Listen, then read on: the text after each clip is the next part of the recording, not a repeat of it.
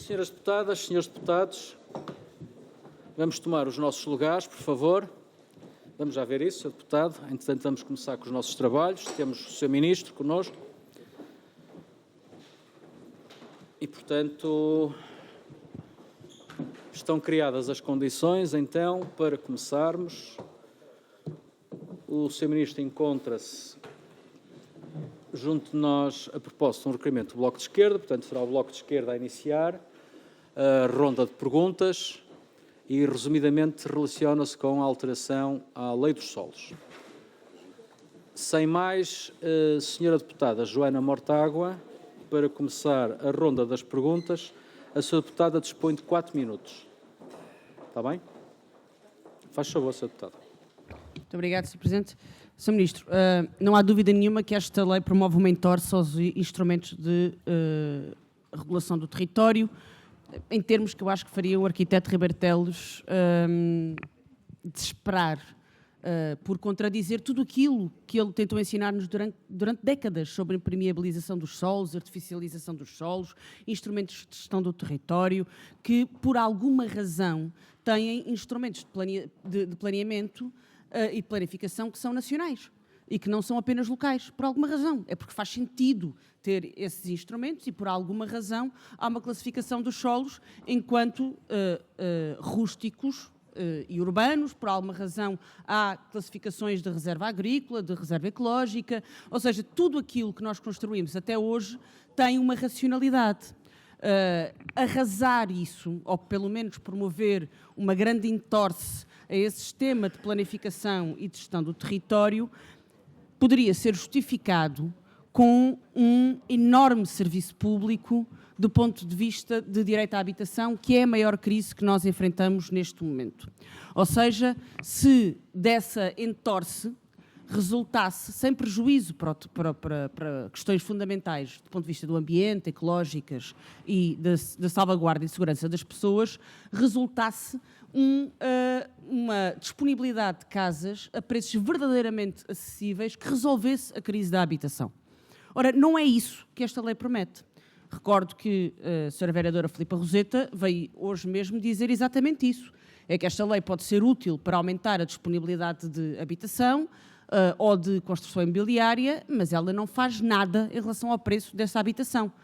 O Presidente de Câmara, Isaltino Moraes, acabou de dizer exatamente a mesma coisa por outras palavras, que é, ao dizer que vai utilizar esta lei para fazer, no essencial, habitação pública, o que está a dizer é que a única forma desta lei promover habitação a custos verdadeiramente controlados é ela ser utilizada pelos municípios para construir habitação pública.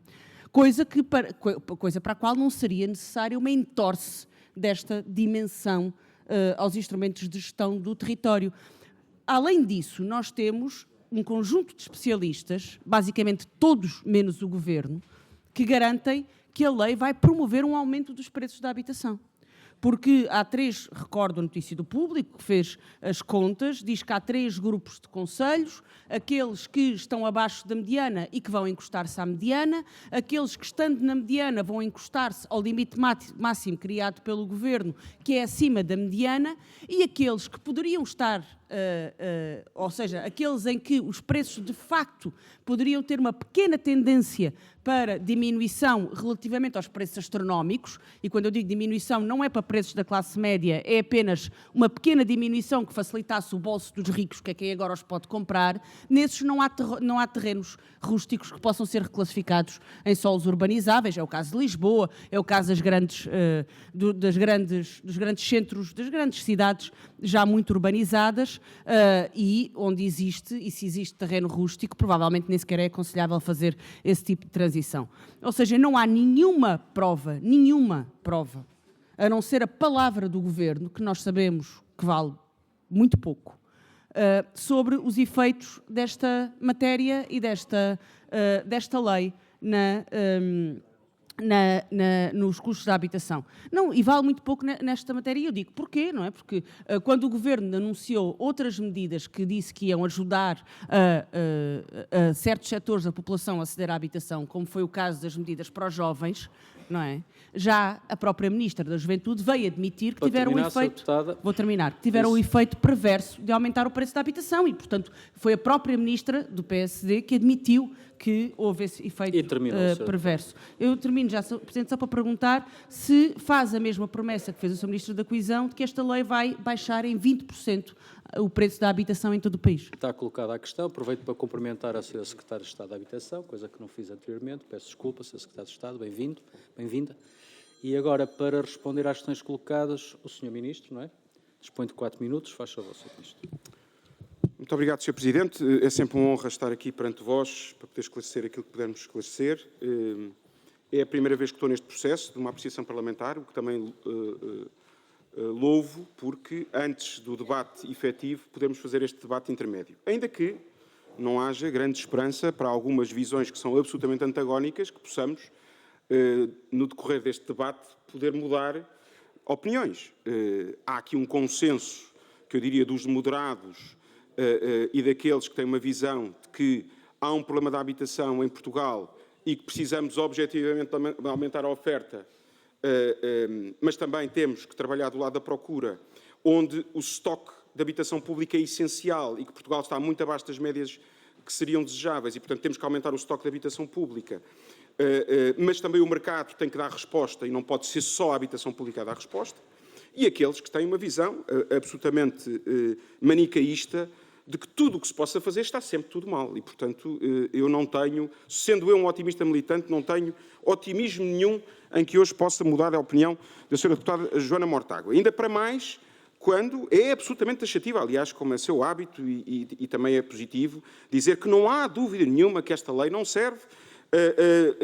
Fez interpretação sobre o que o Presidente Isaltino, que eu estive a ouvir a audição dele aqui toda, e, portanto, tirou declinações daquilo que o Presidente Isaltino Moraes veio dizer, e depois veio trazer aqui a opinião da vereadora Filipa Roseta, que, segundo percebi da audição, estaria a falar enquanto Presidente da Associação Portuguesa de Habitação Pública, penso eu. E, portanto, eu acho que essa questão deve ser dirigida também ao Sr. Presidente da Câmara de Lisboa, já que a Associação Nacional de Municípios emitiu um parecer e que, portanto, eu gostava de ouvir a opinião do Sr. Presidente da Câmara Municipal de Lisboa acerca do tema. E, portanto, também seria, eu gostaria, só um desafio que eu lanço a esta Comissão, já que Lisboa é dos municípios do país onde a pressão para a habitação, do problema da habitação é maior. Depois, Sra. Deputada, deixe-me dizer-lhe que, em relação à pergunta, só fez uma pergunta no final, depois de ter feito um conjunto de alegações, dizer-lhe que a pergunta é sim, eu estou ao lado do Ministro da Coesão. Aliás, a lei é feita a 2 mãos, ou a 4 mãos, se quiser, ou a muitas mãos, porque houve ao contrário do que foi dito, ela não foi feita pela calada de dezembro, ela tem vindo a ser debatida em muitos espaços, com muitas entidades, muito discutida, e ainda bem que estamos aqui hoje a discutir, não é hoje, ainda bem que esta Comissão e a Comissão de Ordenamento convocou uma série de personalidades e que a discussão também está a ser feita no espaço público. Eu tenho visto muitos pareceres e muitas opiniões no espaço público. Deixe-me só dizer-lhe uma coisa, em relação à falta ou não falta de terrenos para construção e urbanos, deixe-me dizer-lhe uma coisa, é curioso que as estratégias locais de habitação tenham vindo a mudar ao longo dos últimos 2 anos, eu diria, para uma estratégia de construção nova, para uma estratégia de aquisição. Isto teve a ver com 2 coisas. Teve a ver, fundamentalmente, com a pressão, e os municípios quiseram comprar casas. Por outro lado, e entregar no tempo útil do PRR, mas, por outro lado, porque, objetivamente, os municípios não tinham terrenos. E, portanto, não tínhamos dúvidas nenhumas que esse anátema que se lança sobre os promotores desta lei, de que há muitos terrenos urbanos, manifestamente estamos a falar de coisas diferentes e que não há terrenos suficientes e nós temos que aumentar o estoque de terrenos disponíveis, baixando preços, e temos que aumentar concomitantemente o estoque de habitação disponível, porque, ao contrário do que percebi da arquiteta Filipa Roseta, entendo, daquilo que disse, entendo que aumentando o estoque na lei da oferta e da procura vamos objetivamente impactar nos preços e podia aqui, como sabe, Sra. Deputada, elencar um conjunto de exemplos que já teve a oportunidade do meu colega do Ordenamento do Território, da Coesão e do Ordenamento do Território, de explanar às senhoras e aos senhores deputados. E, por último, só uma nota. dizer que o Governo, vale pouco a palavra do Governo. Pois, Sra. Deputada, é a sua análise, mais uma vez. Eu percebo que são processos de intenção com os quais eu não compactuo, estou numa atitude construtiva, estou numa atitude de construir em conjunto com todos. E o Governo já foi dito aqui ontem, mantenho aqui hoje perante todos vós, no início desta audição, que temos total abertura para fazer uma discussão séria, para podermos adaptar, melhorar. Não temos nenhum preconceito em relação a isso, mas também não temos nenhuma soberba que temos a verdade absoluta. Muito bem, Sr. Ministro, muito obrigado. Passamos então à pergunta seguinte, que é ao Partido Socialista. É a Sra. Deputada Maria Begonha. A Sra. Deputada dispõe de 6 minutos, faz favor. Muito obrigada, Sr. Presidente. Cumprimento o Sr. Ministro, a Sra. Secretária de Estado. Sr. Ministro, permita-me só dizer, naturalmente, que é com gosto que ouvimos dizer que está disponível para um debate mais alargado, para diálogo, portanto, interpretamos também que disponível para ouvir propostas dos outros partidos, mas uma pequena correção, Sr. Ministro, de facto, não tendo sido feito pela calada da noite, o Governo fez uma má avaliação do tipo de debate alargado que um diploma tão transversal e complexo precisava, independentemente de entidades que tenham ouvido ou não. Acho que teria sido a obrigação do Sr. Ministro, nesse espírito justamente que agora afirma, ter trazido por sua iniciativa o diploma ao Parlamento, porque a verdade é que só o estamos a discutir pela iniciativa e bem de um conjunto de grupos parlamentares de fazer uma apreciação. Independentemente da crítica ao processo, Sr. Ministro, e eu acho que é justa, devia o Governo ter tomado essa iniciativa, hoje estamos aqui em condições, de facto, de o debater e poder contribuir. Eu diria que a primeira questão que vale a pena deixar clara é que, como o Sr. Ministro sabe, o Partido Socialista não se opõe, em sentido geral, a um movimento de facilitação no acesso à reclassificação para solo urbano, isto é, no simplexo urbanístico, nós, naturalmente, no anterior Governo, também já tínhamos compreendido que a crise de especulação, a crise da habitação justificava esta luta em todas as frentes e também nesta maior disponibilidade de solo urbano, mas tínhamos, obviamente, um intuito também diferente. A crise da habitação fundamentou a necessidade também de mexer nestes instrumentos, mas muito mais fechado, prioridade do solo exclusivamente pública, que o solo esteja situado na continuidade também do solo urbano. Hoje o que temos aqui, e o diploma do Governo, é diferente. Portanto, simplificação urbanística, mexer nestes instrumentos, sim. Não rejeitamos a necessidade de construir naturalmente também, sim. O problema que se coloca mesmo é se a excepcionalidade deste regime, da reclasificação, foi na simplificação, na desburocratização, longe demais ou não, e os contributos que são precisos ter nesse sentido. Porque, de facto, também se retira esta limitação que a reclassificação só possa existir quando não existe solo urbano. Essa foi uma questão muito levantada nas audições e eu acho também importável ouvir o Sr. Ministro sobre isto, porque fala-se muito de, então, na área metropolitana de Lisboa, e hoje aqui a arquiteta Filipe Roseta, há 50% de solo urbano, então porquê que porquê é que precisamos classificar este solo? Mas a grande inovação deste diploma, e é aqui que eu me quero concentrar, consiste mesmo na possibilidade de terrenos privados poderem ser reclassificados para solo urbano, desde que 70% se destine à habitação de valor moderado. Este é um novo conceito que o Governo introduz e, Sr. Ministro, nas suas palavras, gosta muito de dizer que olhou para o trabalho do Partido Socialista na habitação e quis manter o que estava bem, mudar o que estava mal. A minha primeira pergunta é, naturalmente, porquê que estava mal ter estes 70% que o Sr. Ministro entende que é importante que se destine à habitação, porquê que está mal ter, por conceito, os conceitos consolidados de habitação, custos controlados e renda acessível? Porquê que é necessário criar um conceito de preço moderado? Preço moderado esse que são todos os estudos, todas as entidades, também naturalmente na avaliação do Partido Socialista, vai provocar um efeito não de baixar os preços das casas, não do combate da crise de habitação e de maior acessibilidade da classe média à habitação, mas pelo contrário ter um efeito beneficioso até de aumento das casas. Temos naturalmente alguns exemplos, mas então o que é que estava aqui mal? Porque é que o Sr. Ministro entende que se o objetivo é ampliar a oferta de habitação, tem no Partido Socialista também um partido a dizer que concorda com este aumento da construção, mas porque é que o Sr. Ministro é o Governo, não é questão de pôr em causa o povo, mas é o Governo, está convicto que com este conceito do preço moderado vai contribuir mais do que se olhar para o diploma, ouvir também, neste caso, também o maior partido da oposição e compreender a importância de regressar a estes conceitos. E essa é a nossa maior crítica, Sr. Ministro, porque uma excepcionalidade destas, como passar de solo rústico a solo urbano, essa excepcionalidade tem que ser, de facto, justificada pelo interesse público. E para que a proposta tenha credibilidade e legitimidade.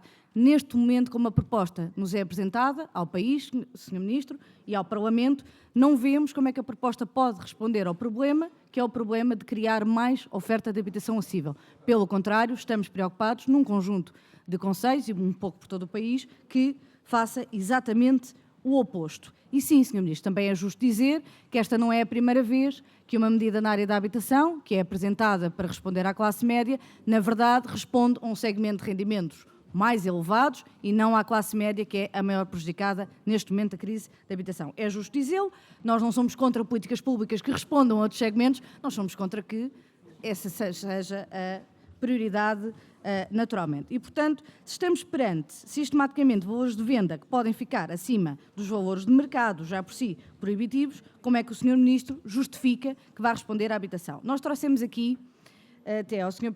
Presidente da Câmara Municipal de Oeiras um exemplo de Oeiras, em que um apartamento com 80 metros quadrados, mais áreas acessórias no valor de habitação a custos controlados, já com a majoração a 6% prevista na lei, falamos de uma casa de 239 mil euros.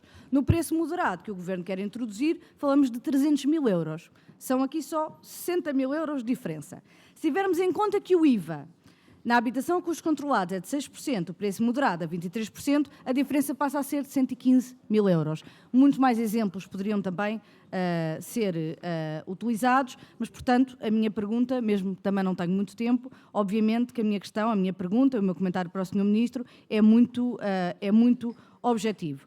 Se o Governo está disponível ou não para rever a forma como construiu o diploma, este problema do conceito moderado, se olhando para os 70% tem que ser habitação, não deve o Sr. Ministro também, de facto, considerar que esses 70% devem ser para a habitação pública e com as regras e com os conceitos que temos utilizado, porque aí, de facto, conseguiremos fazer alguma coisa para o aumento da habitação em Portugal. Muito obrigada. Está colocada a questão. Sr. Ministro, são 6 minutos para responder, faz favor. Muito obrigado, Sr. Presidente. Sra. Deputada, muito obrigado pelas suas questões e pela atitude construtiva em relação à nossa proposta. Dizer-lhe que, de facto, podíamos ter feito uma abordagem diferente e ter imediatamente vindo ao Parlamento, mas, quer dizer, a prerrogativa da apreciação parlamentar cabe ao Parlamento e, portanto, nós de forma nenhuma estávamos a pôr em causa isso e, aliás, tínhamos consciência que isso iria acontecer e, portanto, acharíamos estranho que não acontecesse num espaço de diálogo como queremos. Em relação a se estamos disponíveis ou não estamos disponíveis, eu reafirmo que estamos disponíveis e, portanto, esse é um debate que tem que ser feito. E aquilo que nos separa nem tem a ver com qualquer tipo de parte ideológico ou de visão absolutamente inconciliável daquilo que é o mercado ou daquilo que são as soluções para resolver o problema da habitação. Aquilo que nos separa é o seguinte. Primeiro vamos àquilo que o PS fez bem. O PS fez bem imediatamente permitir a solos públicos, nestas circunstâncias, poder desenvolver habitação pública. O que é que o PS... eu não posso dizer que fez mal. Não antecipou, como eu, possivelmente, na mesma posição, não anteciparia. Não antecipou que os municípios não encontravam solos para o desenvolvimento e muitos desses solos são privados. E, portanto, hoje não tem praticamente privados a desenvolver HCC, não tem, porque não há dinâmica económica, o HCC está na margem mínima que um privado pode acudir. Não nos esqueçamos, e não tenho visto essa discussão aqui, que o Estado pode sempre aparecer para cofinanciar estes projetos. E, portanto, isso vai criar dinâmicas. E por isso é que nós temos margem para discutirmos isto de forma não dogmática. E, portanto, é isso que eu convido todos a fazermos. Agora, deixe-me dizer, o PS fez bem aquilo que lhe disse, não antecipou, e daí não dizer que não fez mal, não antecipou aquilo que iria acontecer. Porque, objetivamente, não aconteceu aquilo que nós estaríamos à espera. Ou seja, o permitir que os terrenos públicos pudessem ser introduzidos nesta dinâmica não aconteceu. E, portanto, nós tivemos que, como eu tenho dito várias vezes, ficar bem aquilo que está bem, melhorar aquilo que podemos melhorar. E como é que o fizemos? Com discussão com a Associação Nacional de Municípios, com municípios em particular, ordens dos arquitetos, dos engenheiros, num debate ainda pré-processo, onde falámos com notários, com banca, com tudo o que podíamos falar, com os vários setores, as várias associações, para poder construir algo de credível para o mercado. Dizer-lhe o seguinte também, o conceito HCC e o novo conceito. Se nós não temos privados hoje a construírem HCC, é muito residual, não quer ser tão taxativo como isso, temos HCC, desenvolvimento privado, mas é pouco, é residual, nós queríamos muito mais. Nós já temos os municípios a desenvolver tais 59 mil fogos, mais os 6.800 de promoção própria do IRU, e, portanto, veja, esse é o estoque público que Portugal está a trabalhar hoje, e eu acho que isso vai ser muito importante para o reequilíbrio das regras de jogo, e esse estoque público está garantido, está financiado, e, portanto, agora temos que ajudar os municípios à concretização desse estoque público e temos que ajudar o IRU também à concretização da sua quota parte de responsabilidade. Agora temos que convidar os privados. Se têm os terrenos, como é que, e percebi das suas palavras, que estariam com a intenção de restringir o uso dos tais 70% para a habitação pública? Cuidado. Só HCC. Mas a senhora deputada vai-me perdoar, mas foi um bocadinho mais longe do que só HCC. Disse habitação pública. E, portanto, percebi isso. E eu aí que tenho que lhe dizer, se for só habitação pública, não vai funcionar, porque não há nenhum privado que queira colocar o seu terreno com 70% da habitação pública para entregar, de bandeja. Ainda para mais com as margens que nós estamos a falar. E, portanto, o desafio que lanço para debate é, não nos esqueçamos que são terrenos privados, porque os públicos já percebemos o que é que vai acontecer, não há, ou os que há, as câmaras querem fazer habitação pública, querem continuar a fazer habitação pública. Agora, temos que convencer e ter poder de convocatória para todos os terrenos privados que até hoje estavam absolutamente expectantes para podermos desenvolver isso. E, portanto, resposta concreta, estamos disponíveis inclusive para olhar para os conceitos. Porquê? E porquê criámos a questão do moderado? Por uma razão muito simples, porque o HCC, em diálogo com todos os setores, percebemos que não tinha margem suficiente para convidar para ter o tal poder de convocatória. Mas podemos encontrar soluções para isso, nomeadamente investimento público. Por isso é que nunca nos esqueçamos. O investimento público pode ser precisamente o reequilíbrio que nós precisamos para ajudar no processo de quadrar a equação. Terminou, Sr. Ministro? Terminei. Muito bem, vamos ouvir agora as perguntas do Grupo Parlamentar do PSD, que é uma intervenção partilhada entre a Sra. Deputada Maria Saavedra e o Sr. Deputado João Vale Azevedo. Sra. Deputada, o grupo dispõe de 6 minutos. Muito obrigada, Sr. Ministro, Srs. Deputados. Sr. Ministro, diz o povo que não se pode endireitar a sombra de uma vara torta. E a verdade é que este sistema anquilosado, que nos tem levado no ano 2024 ao aumento de 10% do custo da habitação, que tem levado à necessidade estimada de 120 mil fogos, que tem levado a famílias inteiras a partilhar casas, situações psicológicas dramáticas que nunca se foi anteriormente visto, não precisa de um entorce, precisa de facto de um novo paradigma. É necessário não fazer entorce, mas quebrá-lo. Nós temos que começar de um paradigma novo, porque neste momento o problema da habitação tornou-se um problema nacional. Nós vemos famílias em tendas, nós vemos famílias que fora das tendas e dentro das casas disputam um espaço que é humanamente inaceitável. A pouco e pouco nós temos formado um mundo que é inaceitável. O Partido Socialista tomou consciência disso, até porque já tinha ele próprio tentado iniciar um novo paradigma. É claro que teve falhas, porque foi experimental, e nós próprios tentamos colmatar, não acabar, mas colmatar as falhas de algumas questões do Partido Socialista. Nós próprios teremos certamente falhas, mas eu julgo que este encontro entre a necessidade que é nacional e que é para o país inteiro, é fundamental que façamos, porque tem que se abrir efetivamente um novo paradigma. Aquilo que antigamente se funcionava com planeamento e que vem de 2014 e anterior já não responde neste momento às questões da sociedade atual. E qual é a grande inovação que nós fizemos em relação ao programa do Partido Socialista? São os solos. Porque nós não nos podemos esquecer de uma coisa, o custo do solo é uma das componentes fundamentais para o custo final do fogo. O Presidente Isaltino Moraes deu aqui um exemplo muito simples. Se comprar um fogo de 150 mil euros ao pé do Aquário Vasco da Gama, ele só em termos de custo custa-lhe 300 mil.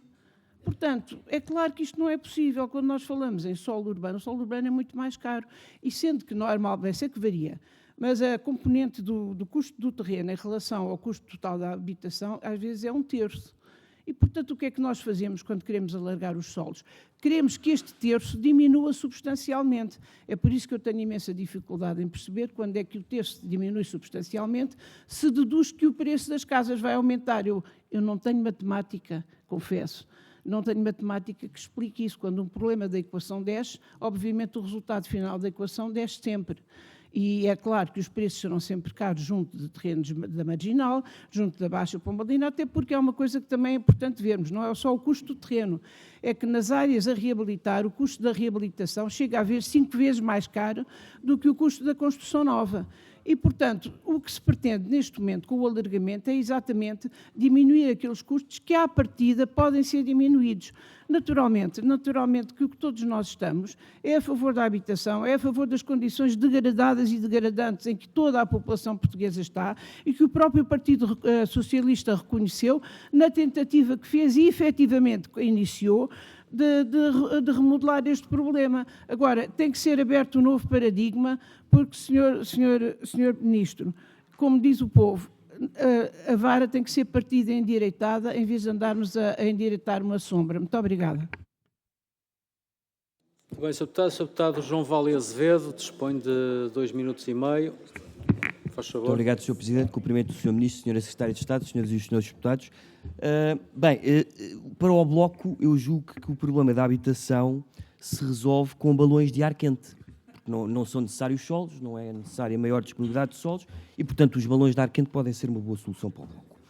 Sobre os preços, a minha pergunta, Sr. Ministro, é muito simples, muito direta, é sobre, até apelando à sua experiência enquanto autarca, é novo como eu, espero que me considere novo, mas já tem experiência autárquica suficiente para perceber que nas últimas décadas houve uma melhoria da capacitação técnica das câmaras muito substancial. E, portanto, os instrumentos que estavam centralizados, enfim, no Estado Central, passa a redundância, estão agora com este entorce, que não é um entorce, é um entorce total e assumido, porque se dá uma muito maior autonomia e consequente responsabilização às câmaras municipais. Portanto, pergunto-lhe, essa seria a minha pergunta, antes de outras considerações, é se considera que houve, de facto, esta evolução na capacitação técnica que nos dá, hoje em dia, confiança em relação à capacidade de as câmaras avaliarem corretamente,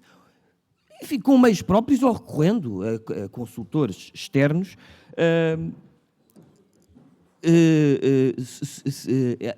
para fazer esta avaliação.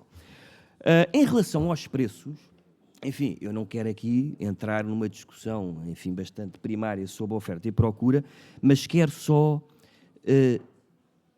que nos centremos em algum rigor até científico. Quando se diz que uma medida vai ter efeitos nos preços ou vai fazer cair os preços, o que se pretende dizer é que o efeito contrafactual da medida é no sentido dos preços baixarem. Ou seja, se não houvesse medida, podíamos continuar a ter um aumento dos preços. Podia seguir esta trajetória, mas com a medida, a trajetória de aumento dos preços pode ser esta. Portanto, é neste sentido que há um efeito nos preços. Não se garante, eu também não consigo garantir que isto vai fazer baixar os preços. Porque ao mesmo tempo é o efeito contrafactual, Sra. Deputada. Eu estou a ser bastante rigoroso. Ninguém consegue garantir que do equilíbrio entre a oferta e a procura se faça baixar os preços. Faz-se baixar os preços de forma contrafactual. Se não houvesse a medida, o efeito nos preços seria ainda superior. É esta a questão. E, portanto, o que eu quero lembrar é que nunca houve limites e sempre se construiu em Portugal sem haver qualquer fixação de preços. E todos os efeitos são sempre contrafactuais. E terminou, Sr. Deputado. Muito obrigado. Muito obrigado, Sr. Deputado. Sr. Ministro, está pronto para responder? 6 minutos, faz favor. Sim, senhora. Eu, como vou aprendendo aqui a prática da casa, sei que os à-partes também são regimentais e ouvi um à-parte sobre os impostos, que fique claro que não houve nenhum aumento de impostos por parte deste Governo e é claro porque é que os combustíveis subiram porque o preço do crudo subiu e a paridade dólar-euro também foi alterada e, portanto, fica claro. E, portanto, só para respeitar os à-partes regimentais que sei que existem nesta casa. Pois não, mas eu, na liberdade de expressão, pude fazer. E, portanto, Sra. Deputada Margarida Saavedra, deixe-me só corrigir as necessidades que as estratégias locais de habitação apontaram, são 133 mil fogos necessários e nós estamos convictos, respondendo a si e respondendo ao Sr. Deputado João Vale Azevedo, em conjunto, que percebo o rigor científico do Sr. Professor João Vale Azevedo, mas nós estamos convictos, e se não tivéssemos, não implementávamos a lei, que a lei vai ter repercussão positiva sobre os preços. Seria de uma soberba absolutamente inqualificável se eu dissesse que tenho a certeza absoluta que isto era a bala de prata para resolver todos os problemas. Não é. E por isso é que o estoque público é absolutamente essencial. Não tínhamos dúvidas nenhumas, se não houver estoque público suficiente, estas necessidades urgentes, que são os 133 mil, não se resolvem com esta lei. Portanto, estes 133 mil são urgentes e, portanto, é com estoque público que se resolve, como por essa Europa toda se tem desenvolvido nesse sentido. O Sr. Deputado João Valdizé também questionou-se sobre a questão da senioridade ou da capacidade dos técnicos municipais para hoje absorverem este tipo de competências. Nós estamos absolutamente convictos disso. A maioridade do poder local, que faz 50 anos este ano, já foi atingida. Nós temos autarcas de enorme qualidade, todos os partidos políticos. E, portanto, são homens capazes nas lideranças de topo, mas depois os quadros técnicos dessas câmaras também se capacitaram ao longo das últimas décadas a um nível que não deixa dúvidas nenhumas que não são, de forma nenhuma, de menor qualidade de qualquer quadro técnico da CCDR ou de qualquer entidade municipal. Temos essa consciência. Já agora aproveito o ensejo para lhe dizer que a outra questão que estamos a alterar em relação à proposta do PS anterior, é a questão da conferência procedimental. Nós estamos a agilizar o processo, estamos a empoderar, se quiser, que é uma palavra agora tão em voga, ainda mais os técnicos municipais. Eu próprio, na minha vida de autarca, e acompanhei muitas alterações do PDM por adaptação ao regite, vejam quantos municípios deste país ainda têm as adaptações ao regite por fazer, precisamente por infindáveis conferências procedimentais que nunca chegam a lado nenhum e, portanto, nós tentamos encurtar razões também nesse sentido. Mas refiro aquilo que o meu colega disse ainda aqui ontem, com absolutamente consciência dos valores naturais que têm que ser preservados, dos valores agrícolas que têm que ser preservados, e isso está claro. Nós não estamos a deixar construir de forma, como tenho visto aí nas redes sociais e por todo o espaço público, isto vai ser a partir de agora livre trânsito para toda a gente poder construir em Reserva Ecológica Nacional e por aí fora. Não, nada disso. Eu devo-vos dizer, dou-vos aqui um exemplo que se passou na minha vida. Devo-vos dar um exemplo que se passou nessa minha vida de autarca, um terreno REN, como sabem a REN tem uma parte de risco de erosão que é quase algorítmica e, portanto, tem a ver com o declive dos terrenos, que era um aterro sanitário, ou seja, valores naturais zero, e que o processo para revisão, para alteração, para desafetação dessa REN foi absolutamente dantesco. E, portanto, nós estamos a dizer que se pudéssemos construir nesse aterro sanitário, era sinal que estávamos a limpar o aterro sanitário, que estávamos a alterar a orografia desse terreno, mas estávamos a permitir ainda mais combater os riscos potenciais de erosão. E, portanto, é nesse tipo de REN que nós estamos a falar. E, portanto, os portugueses têm que perceber o que é que nós estamos a dizer. Não lançar um anátema sobre tudo aquilo que estamos a fazer e criar aqui sentidos de urgência absolutamente artificiais que não são manifestamente aquilo que é o objetivo do Governo nem da proposta. Terminou o Sr. Ministro. Passamos ao Grupo Parlamentar do Chega. Deputada Sandra Ribeiro. Dispõe de 5 minutos, Sr. Deputado.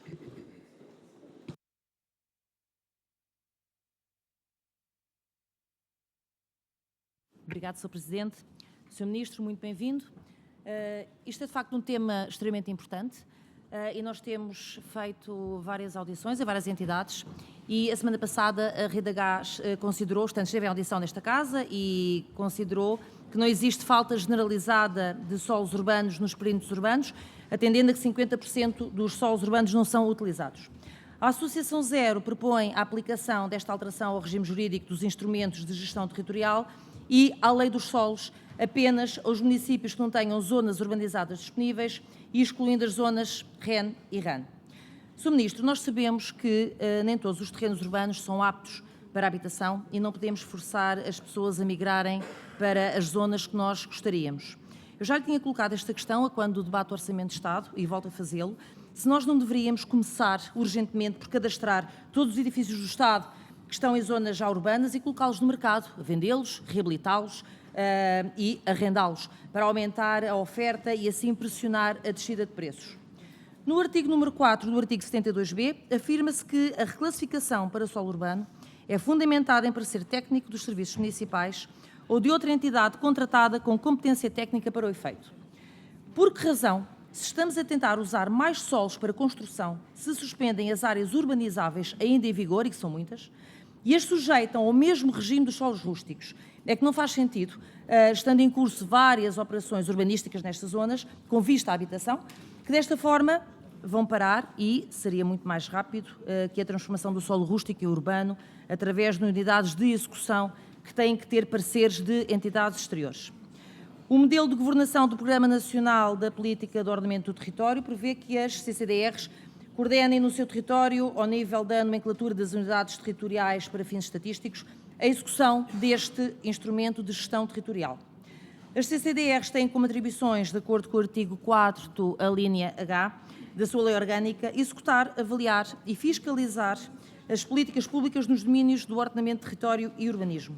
Para prevenir a elevada possibilidade da descentralização de decisões nas autarquias, provocar decisões diferenciadas e não alinhadas com as políticas nacionais de ocupação dos solos agrícolas, biodiversidade e conservação da natureza, bem como a eventual existência de maiorias partidárias no Executivo e Assembleias Municipais, poder criar as condições que facilitem eventuais atividades de corrupção, não seria importante para salvaguardar uma maior independência e efeito dissuador deste tipo de crimes, a entidade emissora do parecer técnico ser a CCDR, ou pelo menos esta emitir um parecer vinculativo sobre o relatório de fundamentação?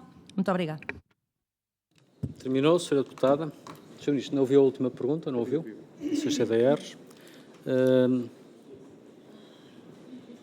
Pode responder. Faz favor. Muito obrigado, Sr. Presidente. Muito obrigado, Sra. Deputada, pelas suas questões. Eu percebo o que a Rede H veio dizer e tenho ouvido isso. Eu volto a dizer. Aquilo que o meu colega disse aqui ontem, e há bocado estávamos a falar do Presidente Isaltino Moraes, olha, o Parque dos Poetas é solo urbano, o Terreiro do Paço, o Parque Eduardo VII, e por aí fora. Portanto, quer dizer, isso é uma discussão que quem foi autarca e anda no terreno percebe que é uma discussão. Os terrenos não existem, não estão lá, ou não estão disponíveis e são privados. E por isso é que esta lei tem que ir buscar também esses terrenos. Em relação à suspensão, têm vindo relatos sobre essa questão. Uma grande preocupação. Deixe-me dizer, a proposta é clara. Direitos adquiridos, operações já em curso, com calendarização, essas não estamos a pôr em causa. Agora, processos que ainda nem têm essa tramitação são suspensos e agora vão entrar no novo regime. É natural que assim seja, é uma oportunidade que os municípios têm agora de repensar o todo, mais uma vez, empoderar os municípios. A decisão caberá aos municípios. Eu percebo que há alguns promotores que já avançaram tanto, que já tiveram os parceiros todos, agora têm um mecanismo diferente. Também sei que muitos promotores evitam a transposição num momento anterior para solo urbano para evitarem o pagamento de impostos muito cedo. Também sei disso. E, portanto, prorrogaram esse processo e até ao limite do processo de licenciamento. Pois, a nossa opção foi para suspender, precisamente com o ordenamento do território. Nós temos que ter muita cautela com o ordenamento do território, é a muito longo prazo e, portanto, suspende-se e agora há um mecanismo novo.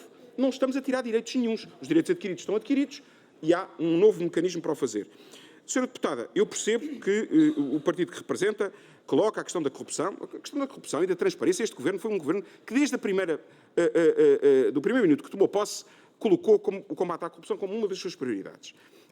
E, portanto, não é lançando também aqui, desculpem, mas estou uma nuvem de suspeição sobre os autarcas e sobre todo o mecanismo dos autarcas. Esses autarcas dos anos 80, eu acho que isso já não existe. Volto a dizer, estão empoderados de outra forma, há mecanismos de fiscalização diferentes, a justiça funciona de forma diferente e, portanto, isso já é claro no espaço público. E, portanto, dizer-se que se combate a corrupção passando o processo de licenciamento final ou decisão final para a CCDR é manifestamente contrário àquilo que é a nossa intenção, de empoderar os autarcas, e acreditamos que neste regime de exceção, repito, neste regime de exceção, não estamos a tirar poder à CCDR em tudo o resto, nas revisões de PDM, em todo o ordenamento dos PROTs. Não, nós estamos...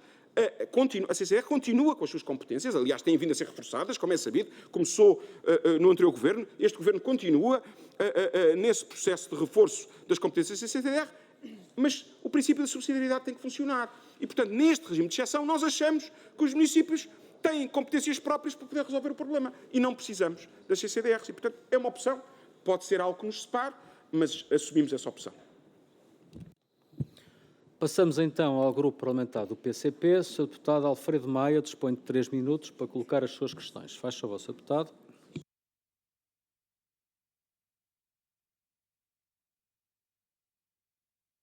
Muito obrigado, Sr. Presidente. Cumprimento o Sr. Ministro. Gostaria de começar por salientar o que é que está em causa. É, sobretudo, um choque com a Lei de Bases Gerais de Políticas Públicas dos Solos e do Ordenamento do Território. Há aqui um choque em particular com o princípio da classificação dos solos exclusivamente através de planos territoriais, a Lei de Bases da Habitação e as próprias estratégias e cartas municipais de habitação. Há também choque com os planos diretores municipais e outros instrumentos de gestão do território, inclusivamente com a desqualificação dos poderes e do trabalho dos órgãos das autarquias locais. Está também em causa aqui um risco de artificialização, de incremento da artificialização do solo, que, como sabemos, tem já uma taxa preocupante, à razão de mais de 7 hectares por dia, e também os riscos de periferização e, sobretudo, de guetização, especialmente da habitação pública. Também é significativo o risco real de urbanização e de construção em áreas REN e até áreas classificadas que existem, como tem sido salientado por muitos especialistas que se pronunciaram nos últimos tempos e até aqui na Assembleia da República. Gostaria de colocar-lhes algumas questões concretas, desde logo em relação às necessidades reais de solo para a habitação, isto é, com o sacrifício de solo rústico versus os terrenos disponíveis nos perímetros urbanos, inclusivamente muitos deles até em situação expectável. E a pergunta ao Sr. Ministro é muito simples. Quais são, afinal, as necessidades de terreno e que queixas é que teve, concretas é que teve, das autarquias? O solo urbano é caro, é verdade, mas a pergunta é o que é que o Estado deve fazer para moderar também os preços do solo urbano e, concretamente, se o Estado, e nomeadamente as autarquias e organismos públicos que são possuidores do terreno, podem ou não e devem ou não colocá-los designadamente através das cooperativas e de outras formas de intervir. Gostaria também que respondesse a esta questão, se o critério relativo à consolidação e à coerência da malha urbana, com o preenchimento do vazio, abrange o descampado entre o limite do perímetro urbano e as ilhas, em regra, muitas vezes unidas por uma simples estrada. E já agora se tem em perspectiva agregar também as micro-urbanizações dispersas. Finalmente, uma última pergunta, Sr. Presidente, só mesmo para terminar, se a reclassificação é pontual, caso a caso, ou se haverá uma operação única. Muito obrigado. Vou meter a IEL primeiro. Sr. Ministro, estão colocadas as questões para responder, por favor. Muito obrigado, Sr. Presidente. Muito obrigado, Sr. Deputado, pelas suas questões.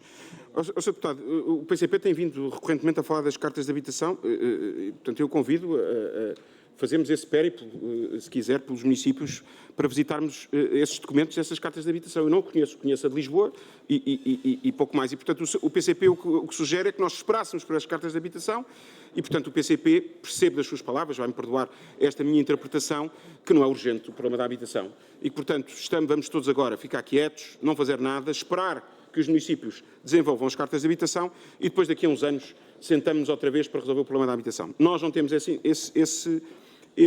interpretação. Aliás, é tão urgente, é tão excepcional e tão urgente que nós colocamos prazos, o prazo de 5 anos para a execução, precisamos agora, nós não precisamos de habitação daqui a 20 anos, nós precisamos agora e, portanto, objetivamente, Sr. Deputado, estamos completamente contra. Depois de dizer que isto vai ao arrepio e contra todas as leis de bases, não, quer dizer, isto é um exercício legislativo que partiu do Governo e agora está neste espaço, na Assembleia da República, a discussão seria absolutamente incompreensível e paradoxal que se fosse contra qualquer regime ou lei de bases. E, portanto, se entende que vai contra a lei de bases, deve, no espaço próprio, dizê-lo. Nós não temos esse entendimento, temos um entendimento jurídico absolutamente diferente. Depois dizer-lhe, nós não mexemos na classificação da REN, nós mexemos na análise de perigosidade, já dissemos isso, e disse isso aqui há pouco, até dei um exemplo da minha outra vida enquanto autarca. Quanto às necessidades de terrenos, também é uma pergunta recorrente, já tiveram a resposta e vão ter outra vez a mesma resposta. Nós não temos a soberba nem a pretensão de saber mais do que os municípios. As estratégias locais de habitação foram desenvolvidas pelos municípios. Eles é que sabem as suas necessidades, sabem que terrenos têm, que terrenos não têm. Portanto, vão ser os municípios que vão dar. Nós estamos a dar os instrumentos, as ferramentas, a cana para os municípios poderem pescar, para os municípios poderem desenvolver de livre vontade aquilo que são as suas estratégias locais de habitação. E, por último, a questão a definição do perímetro urbano, as 6 ilhas. Por isso é que exigimos aos municípios que definam claramente o que é perímetro urbano e o que não é perímetro urbano. Por, mais uma vez, o empoderamento dos municípios. E depois a questão da alteração única, sim. A resposta é cabal e é positiva. Muito bem, Srs. Deputados. Não me apercebi da inscrição da Iniciativa Liberal, portanto, passei à frente. E agora, então, vamos reenquadrar, como deve ser, é o Sr. Deputado Albino Ramos, da Iniciativa Liberal, que dispõe de 4 minutos para colocar as questões. Faz favor, Sr. Deputado. Obrigado, Sr. Presidente. Cumprimentar o Sr. Ministro, restantes membros do Governo. Na última década construímos cerca de 1/5, portanto 20% do que da década anterior. Acho que nenhum de nós consegue ficar indiferente à realidade do setor e da capacidade de construção que, no fundo, teve uma quase implosão no início deste século.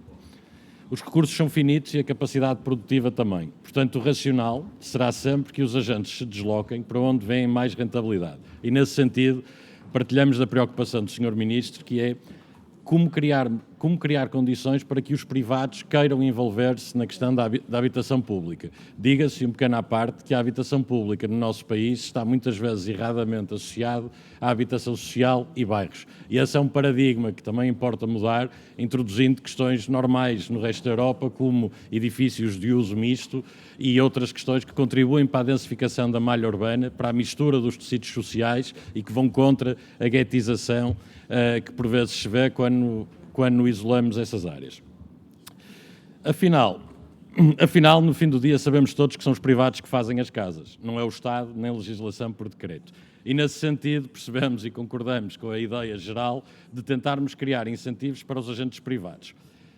As causas desta quebra de produção são, no entanto, multifatoriais, mas não tínhamos grandes dúvidas que a resolução do problema da escassez passa por aqui, por aumentarmos a oferta numa escala em que seja possível mitigar o aumento constante dos preços, particularmente no pós-pandemia, a altura em que a inflação aumentou mais consideravelmente. Não vou fazer mais perguntas sobre a questão dos solos, apenas deixo a nota que, dependendo das fontes que vamos consultando, estamos sempre a falar de algo que nunca vai além de 20% do valor de uma habitação final e que, portanto, parece que estamos a intervir sobre uma componente que não deixa de ser relevante, mas ao mesmo tempo que poderá ter um impacto reduzido numa efetiva diminuição do preço para valores que sejam comportáveis, que acho que é esse o espírito da medida, para a realidade dos salários anémicos que se fazem sentir no nosso país. Finalmente, o problema da habitação faz-se sentir um pouco por todo o país, mas tem nas áreas metropolitanas o maior impacto. E a verdade é que aí, nesses 2 concelhos, pelo menos Porto e Lisboa, esta questão dos solos pouco ou nada tem impacto. Portanto, também é importante ressalvar que apoiamos e concordamos com a passagem destas competências para o poder local. No entanto, parece-nos muito importante percebermos se existem objetivos concretos com esta alteração em termos de quantidade de habitação que gostariam que fosse e identificar as principais zonas que veem como prioritárias para a aplicação desta medida. E, perdoa-me o coloquialismo, que isto não se trata apenas de tapar o sol com a peneira, em vez de nos focarmos nas grandes reformas que o setor precisa. Particularmente uma reforma fiscal e, sobretudo, do arrendamento urbano, algo que tarda muito a ser feito no nosso país. Pergunto finalmente também se algumas medidas, as quais até estavam no programa Construir Portugal, como libertar o património público para a habitação, continuarmos a simplificar os licenciamentos, não seriam uma forma mais efetiva de tentarmos mitigar este problema da habitação, embora, no geral, nós concordamos que a medida tem o potencial de aumentar a oferta, temos, no entanto, muitas dúvidas do impacto e consideramos que adiciona demasiada complexidade, no sentido em que introduzimos novos conceitos de cálculo difícil e que, no fundo, podem eventualmente configurar-se como mais limites e rigidez de preço, tendo, portanto, o efeito contrário ao que se pretende. Muito obrigado. Sr. Deputado Albino Ramos, aproveito para cumprimentar os Srs. Deputados da 13ª Comissão, que, entretanto, se juntaram a esta audição, e o Sr. Presidente da 13ª Comissão. Mas é mesmo o Sr. Ministro que tem a palavra para responder à iniciativa liberal. Portanto, faz favor, Sr. Ministro. Muito obrigado, Sr. Presidente. Muito obrigado, Sr. Deputado, pelas suas questões. Deixe-me dizer que a regra dos 70-30 e dos usos conexos, que não temos falado aqui, mas que é importante abordarmos o tema dos usos conexos, é precisamente esta nossa visão de construir cidade, numa lógica de expansão, naturalmente, da cidade, mas dentro da consolidação que o município entende. E, portanto, acabar com os guetos e os usos conexos. Naturalmente, não se constrói cidade construindo só casas. Constrói-se cidade fazendo escolas, fazendo todos os serviços que são necessários a fazer essa cidade. Nós temos que fazer cidade. Faz cidade para as pessoas. E esta lógica de desenho urbano é diferente e, portanto, é assim que não se fazem os guetos e é assim que se constrói mais cidade. Depois deixe-me dizer-lhe, Sr. Deputado, que está a dizer, eu diria de forma injusta, que nós estamos a atuar só nos 20%, que é, pelas suas contas, o máximo que poderia representar o terreno. Bem, nós não estamos só a atuar aí, nós temos ainda a atuar em múltiplas medidas, que terei a oportunidade do dia 12 de fevereiro, quando cá vier outra vez na Regimental, falarmos tudo aquilo que estamos a fazer na área da habitação. Mas deixe-me logo falar-lhe na questão do IVA, onde nós pedimos uma autorização legislativa, não foi atribuída legitimamente na lei do orçamento, mas continuamos empenhados em tentar fazer essa discussão com a Assembleia da República e, portanto, o IVA a 6% tem que se encontrar uma solução para poder também reduzir outras dimensões que não só do terreno, que são só esses 20%. Temos que olhar para toda a cadeia de valor e perceber como é que nós podemos descer. Olha, deixe-me dizer-lhe aquilo que estamos a trabalhar, o Código da Construção. O que é que são as nossas... O que é uma casa? O que é entendido hoje por uma casa? Que critérios têm que ter em termos energéticos, em termos de habitabilidade? Como é que nós podemos diferenciar isto? Nós estamos a trabalhar no Código da Construção, a seu tempo também será público e haverá discussão pública. E, portanto, não se trabalha numa única dimensão, trabalha-se em muitas. Sr. Deputado, deixe-me que estranhei quando diz que tínhamos que definir quais as zonas prioritárias. Bem, isso... não foi assim, interpretei mal. Porque aí, vindo um liberal... Pronto. Eu estava a ver que o Sr. Deputado vinha defender aqui o planeamento centralizado e dirigido e, portanto, percebi mal, e peço desculpa pela minha interpretação, e, portanto, nós aí não temos essa percepção e temos uma visão descentralizada daquilo que é essa visão territorial. Por último, libertar património. Eu também vi nas outras audições que o Sr. Deputado fez esta questão, nomeadamente ao meu colega, esta questão do património. Pois nós estamos já a trabalhar nisso. Para já é só ver publicamente os imóveis que já foram entregues a municípios e que já estão hoje. Não é algo etéreo, é algo que está a acontecer hoje. Depois, os PIPs, que a Sra. Secretária de Estado tem vindo a liderar todo esse processo, que já estão nos municípios para nós podermos avaliar aquilo que é as capacidades de cada um dos imóveis. E depois o cadastro é absolutamente essencial. Eu já tinha dito isso aí. É um esforço grande, hercúleo. O Estado, são muitos Estados dentro do Estado e, portanto, mas a habitação, a pasta da habitação, tem esse empoderamento dado pelo Sr. Primeiro-Ministro para poder abraçar e contaminar positivamente todo o Governo para termos esta visão do todo do património, que é um património que tem que ser posto ao serviço dos portugueses e não parado a desvalorizar-se, não valoriza o ativo do Estado, não valoriza a vida dos portugueses. No final do dia, ninguém ganha com esse património abandonado e mal cuidado. Sr. Deputado, vamos passar ao Grupo Parlamentar do LIVRE. Sr. Deputado Isabel Mendes Lopes, que dispõe de 3 minutos, Sr. Deputado. Muito obrigada, Sr. Presidente, Isso. Sr. Ministro, Sra. Secretária de Estado.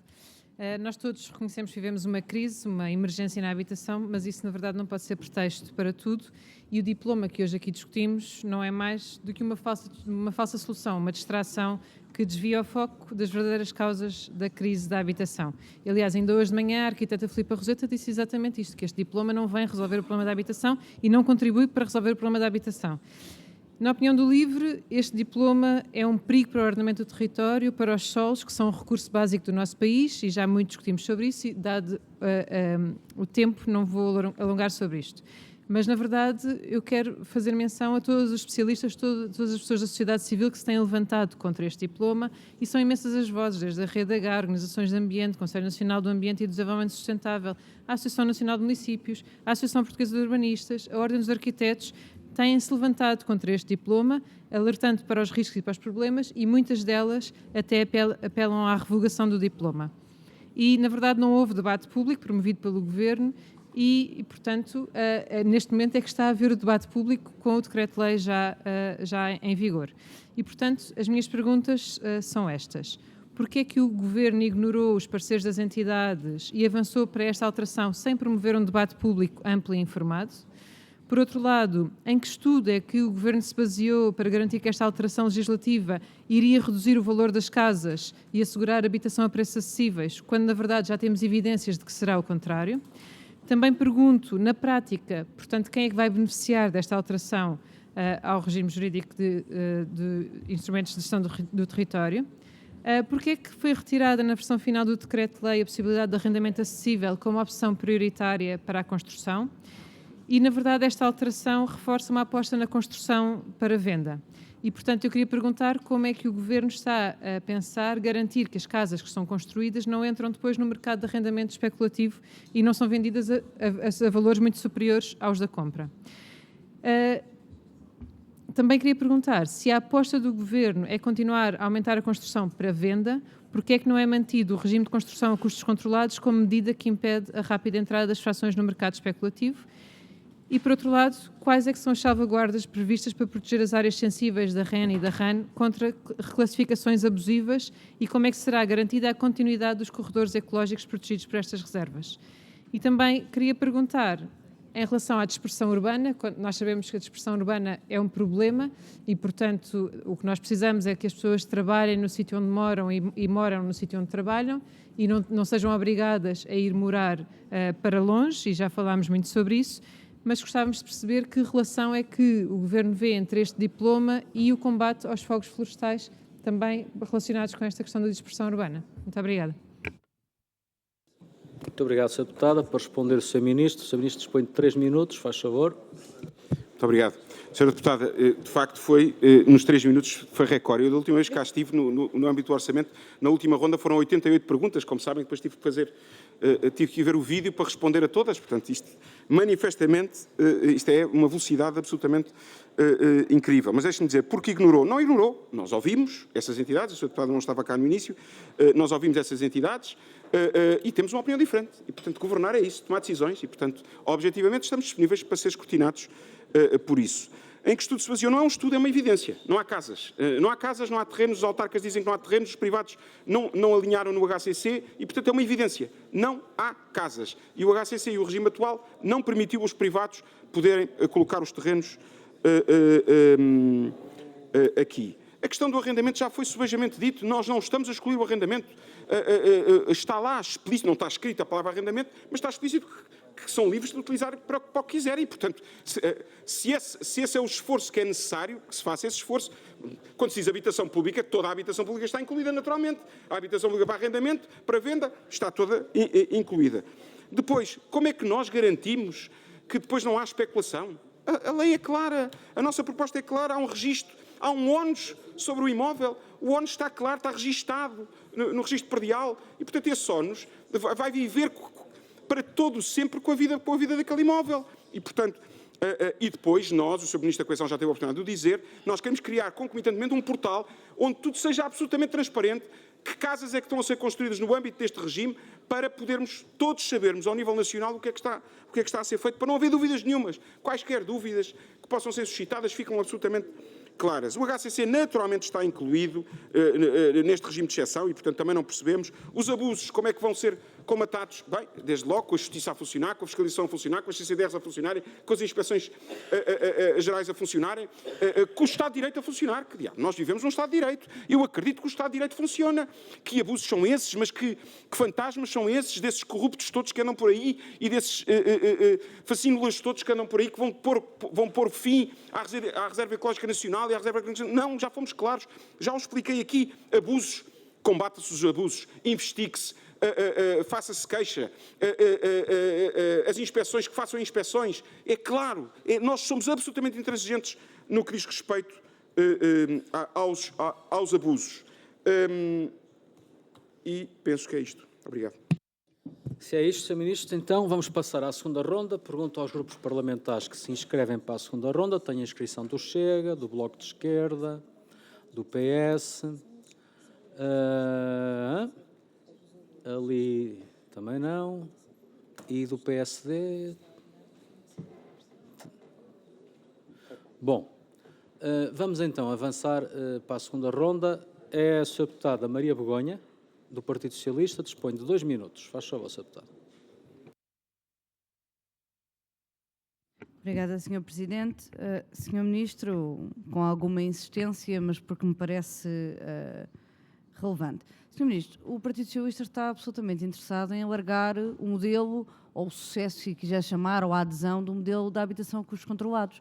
Nós partilhamos a necessidade e a importância de fazer o debate de alargar os projetos privados de habitação a custos controlados. O nosso problema é não perder de vista o valor ou o problema das casas terem valores acessíveis à classe média e às famílias. Se o Sr. Ministro coloca de forma tão taxativa o problema, o Sr. Ministro está disponível para ouvir o Partido Socialista, está disponível para acolher contributos, mas logo de seguida diz que não é possível tornar atrativo o modelo dos custos controlados. Sr. Ministro, então eu senti a necessidade de vir à segunda ronda dizer isto. A nossa preocupação de manter os limites de habitação de custos controlados e não utilizar este novo conceito que o Sr. Ministro utilizou é porque nós não somos nós. Há uma convicção neste momento no país, há uma convicção. O Sr. Ministro diz que não, pronto, o Governo não tem essa arrogância de 100% de certeza. Sr. Ministro, ninguém tendo 100% de certeza, há demasiados estudos e demasiadas evidências de que este novo conceito original do preço moderado há o risco sério e mais do que provável, e já demos aqui alguns exemplos, de aumentar o custo do preço da habitação para as famílias, quando o objetivo é criar mais habitação acessível. Coisa diferente é quando o Sr. Ministro diz, bem, mas em 70% habitação, então, e nos outros 30%. Ministro, nos outros 30%, dizia aqui, por exemplo, o Sr. Presidente da Câmara, Isaltino Moraes, que se calhar pode existir oferta num conceito de preço moderado ou outro qualquer que seja para outro tipo de famílias, com outro tipo de rendimentos. O que é preciso compreender com seriedade é, garantimos ou não garantimos que os 70% para a habitação, regressamos ao conceito de habitação com os controlados, arrendamento acessível e que, Sr. Ministro, não tenho outra forma de dizer isto com seriedade para ser o mais clara possível sobre a posição do Partido Socialista, com um conceito original de preço moderado. Não é possível o apoio do Partido Socialista a este diploma, isso é absolutamente inultrapassável, porque o que não pode acontecer é estarmos a discutir um diploma cujo intuito é alargar a oferta de habitação e à classe média e, pelo contrário, estarmos a criar um problema maior. Portanto, Sr. Ministro, a questão que eu deixo é como é que compatibilizamos esta questão do Sr. Ministro dizer, bem, mas na habitação com os controláveis não tem sido... Pareceu-nos que o Sr. Ministro gostava de dizer não tem rentabilidade para o privado fazer de outra forma. Pareceu-nos, vou mesmo terminar, pareceu-nos, Sr. Presidente, que foi essa a questão que colocou. Muito obrigado, Sr. Deputado. Agora temos a inscrição do Chega, que vai repartir os 2 minutos pelo Sr. Deputado Filipe Melo e pelo Sr. Deputado Francisco Gomes. 1 minuto para cada um. Não, o Sr. Deputado ali está-me a dizer que não. É para manter assim, o Sr. Deputado vai falar 1 minuto e vai cumprir? Não, é 2 minutos. Vai cumprir? Não, é para dividir. Não. 2 minutos não quero. Espera aí, Sr. Deputado Filipe Melo, vamos lá. Está inscrito? Estão coordenados? Vai falar 1 minuto, Sr. Deputado? De certeza? Vamos lá então, faz favor. Muito obrigado, Sr. Presidente. Sr. Ministro, a questão que eu tenho para lhe colocar é mais direcionada para uma reunião que tivemos com o Sr. Ministro e com a Sra. Secretária de Estado já no ano passado, há uns meses, e que certamente, se o Sr. Ministro tivesse dado seguimento ou se o Sr. Primeiro-Ministro tivesse autorizado a dar seguimento às 12 propostas que o Chega tinha e que o Sr. Ministro concordou com grande parte delas, provavelmente esta discussão e esta questão da lei dos solos seria evitável. Podíamos não ter chegado a este ponto, mas como as boas ideias do Chega, pelos vistos, não foram bem acolhidas pelo seu Ministério ou pelo seu Primeiro-Ministro, estamos numa situação ingrata e, enquanto isso, as pessoas continuam com falta de habitação. Pergunto ao Sr. Ministro se, mesmo aqueles pontos que considerou como chave e de boa aceitação, se efetivamente está ou não ainda a ponderá-los. Muito obrigado. Sr. Deputado, ainda tem mais um minuto, quer continuar? Não, tenho sinal que não há inscrição. Pronto, estão colocadas as questões. Obrigado, Sr. Deputado. Sra. Deputada Joana Mortágua, Bloco de Esquerda.